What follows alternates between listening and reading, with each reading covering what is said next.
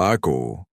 In the quiet, wooded town of Keddie, California, nestled in the Sierra Nevada mountains, a horrific crime took place on the night of April 11th, 1981.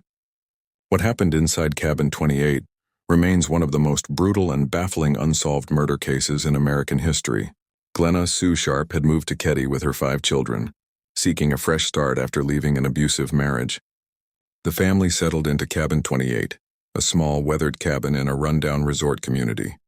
That evening, Sue's 14-year-old daughter Sheila was staying the night at a neighbor's house. When she returned home the next morning, she walked into a nightmare. Inside the cabin, she discovered the bloodied and bound bodies of her mother, her brother John, 15, and his friend Dana Wingate, 17. They had been savagely attacked, bludgeoned, stabbed, and strangled. The living room was a chaotic crime scene. Blood spattered across the walls, furniture overturned, and the victims bound with medical tape and electrical cords. But one person was missing, 12-year-old Tina Sharp. Her disappearance added a haunting layer to the tragedy. Even more eerie, 3 younger boys, Rick and Greg Sharp and their friend Justin Smart, had been sleeping in a bedroom nearby. All 3 were found unharmed, claiming they had slept through the entire attack. However, Justin later gave conflicting statements suggesting he may have witnessed or heard part of the crime. From the very beginning, the investigation was riddled with errors.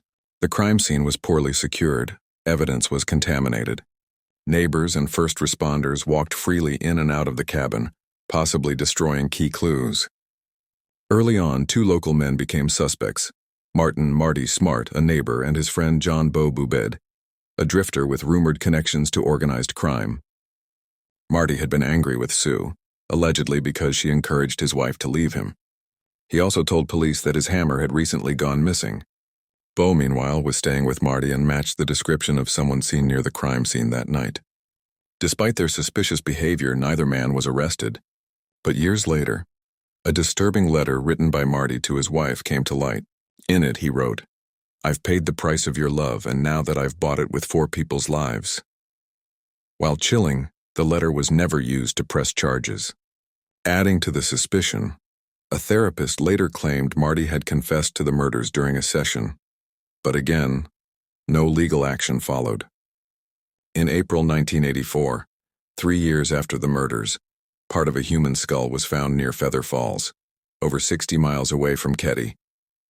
It was later confirmed to be the remains of Tina Sharp. The discovery reignited interest in the case.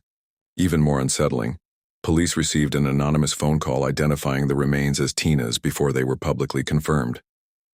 That call was recorded, but the voice has never been traced. Decades passed without justice. Cabin 28 was eventually demolished in 2004, erasing the physical reminder of what happened there. But the story didn't end. In 2013, the case was reopened by Sheriff Greg Hagwood and investigator Mike Gamberg, both of whom had personal ties to the community. New forensic testing revealed that DNA recovered from a piece of evidence at the scene matched a living suspect. In 2016, a hammer matching Marty Smart's missing one was found in a nearby pond. It could be the murder weapon. Gamberg and Hagwood also uncovered previously ignored evidence, including a sealed recording of the anonymous caller and leads, pointing to multiple people who may have participated or helped cover up the crime. To this day, no arrests have been made, but investigators believe they're closer than ever to solving the case. They have identified at least 6 persons of interest and strongly suspect that the truth has been hidden for decades, possibly even protected by people in positions of power. The Cabin 28 murders remain a chilling reminder of how darkness can thrive in silence. A family was shattered, a girl vanished, and justice has yet to be served. But even after more than 4 decades, the question still echoes through the forests of Keddie. Who really killed the Sharp family? And why?